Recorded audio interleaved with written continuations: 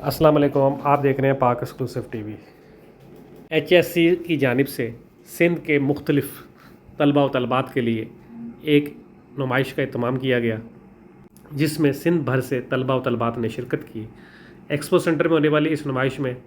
मुख्तलिफ़ तलबा व तलबात ने अपने अपने प्रोजेक्ट बना कर रखे, जिसमें उन्होंने जो ज़िंदगी के मुख्तलिफ़ मसाइल हैं और आने वाली चीज़ें खूबियाँ हैं उनको बयान किया और बताया कि आने वाली ज़िंदगी में आप किस तरह आसानियाँ अपने लिए पैदा कर सकते हैं। इस वीडियो में आप देख सकते हैं कि मुख्तलिफ़ प्रोजेक्ट पर जो है मुख्तलिफ़ लोग जो है वो अपने अपने जो उनके प्रोजेक्ट हैं उसके बारे में बता रहे हैं और उन जो इनका